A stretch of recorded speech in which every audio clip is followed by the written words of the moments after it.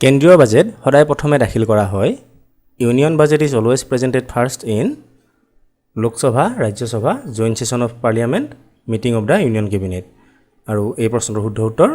Option এ লোকসভা সংবিধানৰ প্ৰস্তাৱনাৰ বিষয়ে কোনে খচৰা সমিতিৰ ওচৰত প্ৰস্তাৱ ৰাখিছিল who proposed the preamble before the drafting committee of the constitution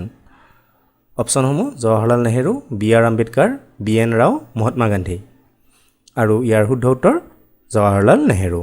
তেখেতে খচৰা সমিতিৰ ওচৰত আমাৰ ভাৰতীয় সংবিধানত যিটো বৰ্তমান যিটো প্ৰস্তাৱনা আছে সেইটো ৰাখিব লাগে বুলি এটা তেওঁ প্ৰস্তাৱ ৰাখিছিল আৰু তেওঁৰ প্ৰস্তাৱ মতেই আমাৰ সংবিধানত এই প্ৰস্তাৱনাটো এড কৰা হৈছে ভাৰতীয় সংবিধানত উল্লেখ থকা মৌলিক অধিকাৰসমূহৰ ৰক্ষক কোন who is the guardian of fundamental rights enumerated in the Indian constitution অপচনসমূহ supreme court parliament constitution president আৰু ইয়াৰ শুদ্ধ উত্তৰ সুপ্ৰিম কোৰ্ট ভাৰত চৰকাৰৰ প্ৰথমজন আইন বিষয়া হৈছে the first law officer of the government of India is the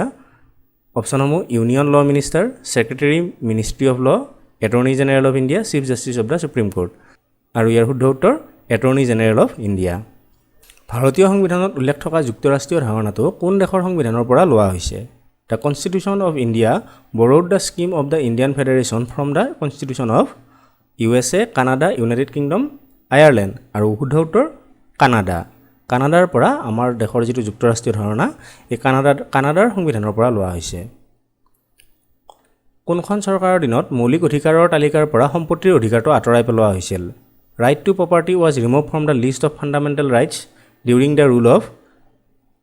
Indira Gandhi government Morarji Desai government Narasimha Rao government and Vajpayee government আৰু শুদ্ধ উত্তৰ মোৰাৰজী দেশাই গভৰ্ণমেণ্ট মোৰাৰজী দেশাই চৰকাৰৰ দিনত মৌলিক অধিকাৰৰ তালিকাৰ পৰা সম্পত্তিৰ অধিকাৰটো আঁতৰাই পেলোৱা হৈছিল ভাৰতীয় সংবিধান সভাৰ কেন্দ্ৰীয় শক্তি সমিতিৰ অধ্যক্ষ কোন আছিল who was the chairman of the union power committee of the constituent assembly of India Sardar Vallabhbhai Patel B R. Ambedkar Alladi Krishnaswamy Ayyar Jawaharlal Nehru আৰু শুদ্ধ উত্তৰ হ'ব জৱাহৰলাল নেহেৰু সংবিধান সভাৰ প্ৰথম মিটিংখনত কোনে সভাপতিত্ব কৰিছিল who presided over the first meeting of the Indian constituent assembly doctor Rajendra Prasad Sachchidananda Sinha B R. Ambedkar Mahatma Gandhi আৰু ইয়াৰ শুদ্ধ উত্তৰ সচিদানন্দ সিনহা ভাৰতীয় সংবিধানত মুঠ কিমানটা মৌলিক কৰ্তব্যৰ কথা উল্লেখ আছে how many fundamental duties are in the Indian constitution 10, 11, 12, 15 আৰু শুদ্ধ উত্তৰ হ'ব 11 স্বাধীন ভাৰতৰ সংবিধান সভাৰ সভাপতি কোন আছিল who was the president of the constituent assembly of independent India doctor Bhimrao Ambedkar doctor Rajendra Prasad 𝗧𝗲𝗹𝗵𝗺 K M. Munshi আৰু শুদ্ধ উত্তৰ doctor Rajendra Prasad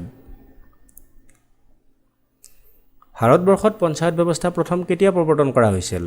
When was the Panchayati Raj system introduced in India? 2nd October 1956, 2nd October 1958, 2nd October 1959 and 2nd October 1960 আৰু correct answer is 2nd October 1959 ভাৰতবৰ্ষৰ কোনখন ৰাজ্যই পঞ্চায়তী ৰাজ ব্যৱস্থা প্ৰথমে প্ৰৱৰ্তন কৰিছিল Which Indian state first implement Panchayati Raj system